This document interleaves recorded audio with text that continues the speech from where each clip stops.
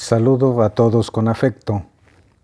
Los invito, hermanos, a escuchar con mucha atención, con mucha devoción, la liturgia de la palabra de Dios del día 11 de octubre. Del libro del profeta Joel.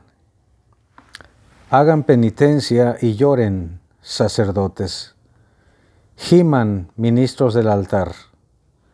Vengan, acuéstense en el suelo vestidos de sayal, ministros de mi Dios, porque el templo del Señor se ha quedado sin ofrendas y sacrificios. Promulguen un ayuno, convoquen la asamblea, reúnan a los ancianos y a todos los habitantes del país en el templo del Señor, nuestro Dios, y clamen al Señor. ¡Ay de nosotros en aquel día!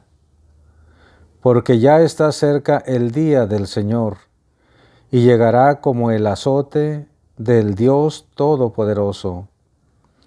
Toquen la trompeta en Sión, den la alarma en mi monte santo, que tiemblen los habitantes del país, porque ya viene, ya está cerca el día del Señor. Es un día de oscuridad y de tinieblas, día de nubes y de tormenta. Como la aurora se va extendiendo sobre todos los montes, así se extenderá el poderoso ejército que viene. Nunca hubo uno como él, ni habrá otro igual a él por muchas generaciones. Palabra de Dios. Te alabamos, Señor. Salmo responsorial del Salmo 9. El Señor juzga al mundo con justicia. Te doy gracias, Señor, de todo corazón y proclamaré todas tus maravillas. Me alegro y me regocijo contigo y toco en tu honor altísimo. Reprendiste a los pueblos, destruiste al malvado y borraste para siempre su recuerdo. Los pueblos se han hundido en la tumba que hicieron. Su pie quedó atrapado en la red que escondieron. El Señor reina eternamente. Tiene establecido un tribunal para juzgar. Juzga al orbe con justicia y rige a las naciones con rectitud. Del Santo Evangelio según San Lucas. Gloria a ti, Señor. En aquel tiempo, cuando Jesús expulsó a un demonio, algunos dijeron: Este expulsa a los demonios con el poder de Belcebú, el príncipe de los demonios. Otros, para ponerlo a prueba, le pedían una señal milagrosa. Pero Jesús, que conocía sus malas intenciones, les dijo: Todo reino dividido por luchas internas va a la ruina y se derrumba casa por casa. Si Satanás también está dividido contra sí mismo, ¿cómo mantendrá su reino? Ustedes dicen que yo arrojo a los demonios con el poder de Belcebú. Entonces, ¿con el poder de quién los arrojan los hijos de ustedes? Por eso ellos mismos serán sus jueces. Pero si yo arrojo a los demonios con el dedo de Dios, eso significa que ha llegado a ustedes el reino de Dios. Cuando un hombre fuerte y bien armado guarda su palacio, sus bienes están seguros. Pero si otro más fuerte lo asalta y lo vence, entonces le quita las armas en que confiaba y después dispone de sus bienes. El que no está conmigo está contra mí, y el que no recoge conmigo desparrama. Cuando el espíritu inmundo sale de un hombre y anda vagando por lugares áridos, en busca de reposo, y al no hallarlo dice: Volveré a mi casa de donde salí. y al llegar la encuentra barrida y arreglada. Entonces va por otros 7 espíritus peores que él y vienen a instalarse allí, y así la situación final de aquel hombre resulta peor que la de antes. Palabra del Señor. Gloria a ti, Señor Jesús. La primera lectura, como acabamos de oír, hermanos, está tomada del libro del profeta Joel. El profeta hace una exhortación al ayuno y a la penitencia antes de que llegue el día del Señor. Día del Señor es una expresión frecuente de los profetas para significar el día en que Dios intervendrá de un modo muy especial en la historia de su pueblo. Y dependiendo del contexto, el Señor podría intervenir a favor o en contra de su pueblo, para llenarlo de favores o para castigar sus pecados. Por eso el profeta Joel pide a los sacerdotes que promulguen un ayuno solemne, real, estricto, y que además convoquen a una asamblea de oración. Ellos, los sacerdotes, escogidos por Dios para servir en el altar, deben dar buen ejemplo y arrepentidos de sus pecados, que lloren, que hagan penitencia. Toquen la trompeta en Sión, den la alarma en mi monte santo, dice el profeta de parte de Dios. La trompeta era un cuerno retorcido de carnero. Nosotros los conocemos mejor con el nombre de borrego, que se tocaba como aviso de un peligro inminente y grave para toda la población. Por eso dice, den la alarma en mi monte santo.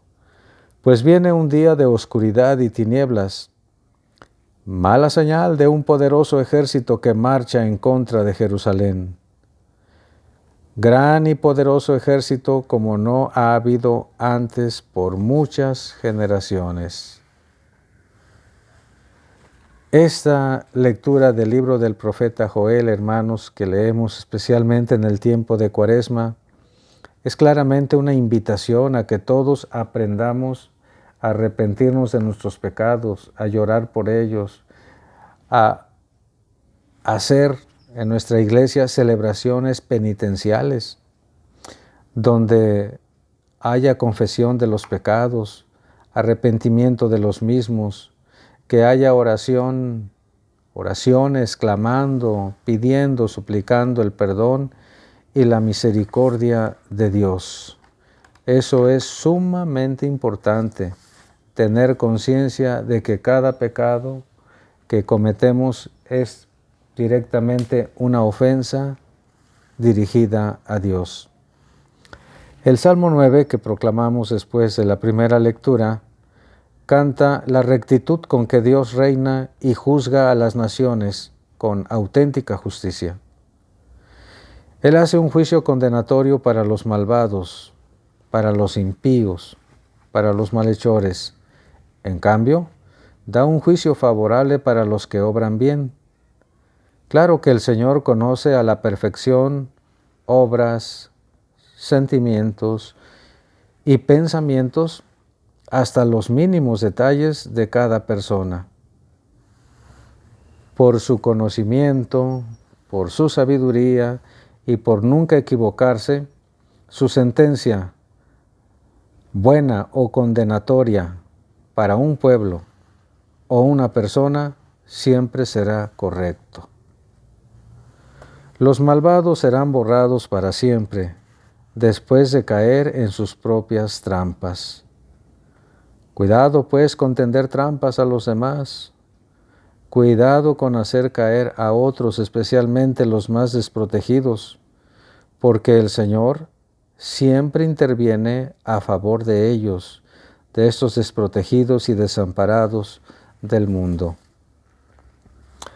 El Santo Evangelio que hemos escuchado, tomado del escrito por San Lucas, nos refiere cuando en una ocasión, estando en Cafarnaúm, según nos lo refiere el otro evangelista, San Mateo, se acercaron unos escribas y fariseos llegados desde Jerusalén. Imagínense, caminaron más de 100 kilómetros para ir a constatar qué decía Cristo, qué hacía Cristo. Eran de esas personas que lo seguían por donde quiera que fuera. Estaban sumamente pendientes de las palabras salidas de los labios del Hijo de Dios. Es decir, le ponían más atención incluso que nosotros mismos. Desgraciadamente, su intención era verdaderamente nefasta, negativa. Era nada más para desacreditarlo. Por eso, cuando estuvieron presentes en la expulsión de un demonio, ellos dijeron: este hombre expulsa a los demonios con el poder de Belcebú,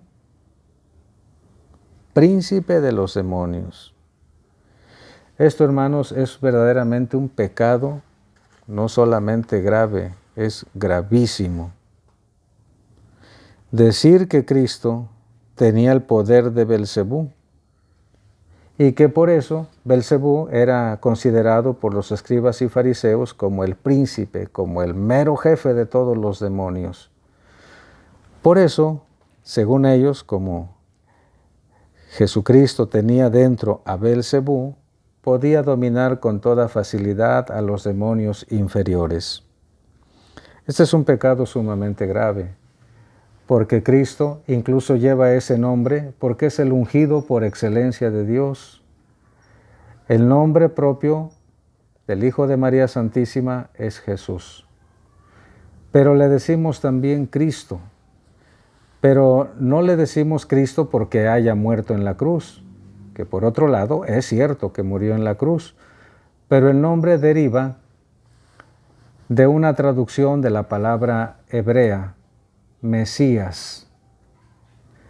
Mesías en hebreo, Cristo en griego y ungido en español es exactamente lo mismo.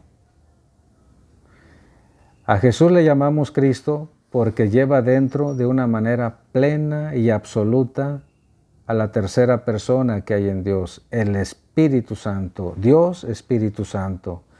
Cristo se encarnó por obra del Espíritu Santo. Todas sus palabras, sus enseñanzas, pues, sus gestos, sus milagros, marcados con la fuerza y con el sello del Espíritu Santo. Ahora estos pobres infelices dicen que tiene dentro a Belcebú. Es llamar pues entonces Belcebú a Dios Espíritu Santo. Y San Marcos, cuando cita este mismo pasaje que acabamos de oír de San Lucas, recalca las palabras de Cristo, que se pueden perdonar todos los pecados. Yo les aseguro que se perdonará todo a los hijos de los hombres, los pecados y las blasfemias, por muchas que éstas sean, pero el que blasfeme contra el Espíritu Santo no tendrá perdón nunca, antes bien será reo de pecado eterno. Y esto es lo que estaban haciendo ellos. Decir que estaba poseído no por cualquier espíritu inmundo, sino por el príncipe de los demonios. Atribuir al demonio lo que es obra del Espíritu Santo es no admitir la luz de la gracia divina y el perdón que se ofrece. Por eso, hermanos, esa es una blasfemia sumamente grave. Pero también tiene otra aplicación. No solamente llamar Belcebú al Espíritu Santo es pecado gravísimo, sino también es el cerrarse abiertamente a la gracia de Dios, como estos disque cumplidores de las cosas de Dios. Los escribas y fariseos eran personas versadas, instruidas, encargadas de enseñar la palabra de Dios a la gente, pero se negaron rotundamente a aceptar al enviado de Dios, a Jesucristo nuestro Señor, y le achacaban cosas verdaderamente graves, muy graves. El que se cierra definitivamente a la gracia de Dios, el que no quiere recibir a Cristo como su Mesías, el que se burla de Cristo, el que cree que sin Cristo puede vivir, ese es el que está pecando también contra el Espíritu Santo. Por eso, hermanos, debemos tener mucho cuidado con ciertas expresiones, como por ejemplo, yo no necesito confesarme, yo no necesito ir a misa ni en domingo. Los que viven en unión libre, yo ni necesito casarme por la iglesia, no necesito un papel para vivir bien con mi pareja. Es gente que no quiere aceptar la gracia que Cristo, el Hijo de Dios, les está proponiendo. Hay que tener, hermanos, mucho cuidado con tener esas actitudes de cerrazón espiritual a las cosas trascendentes enseñadas por nuestro Señor Jesucristo. Les habló el Padre Víctor Manuel Aguilar y con gusto les doy la bendición. La bendición de Dios Todopoderoso, Padre, Hijo y Espíritu Santo descienda sobre todos y les acompañe siempre. Amén. Déjenme en los comentarios el nombre o los nombres de la persona o las personas por quienes quieran que pida en la Santa Misa. Muy buen día a todos.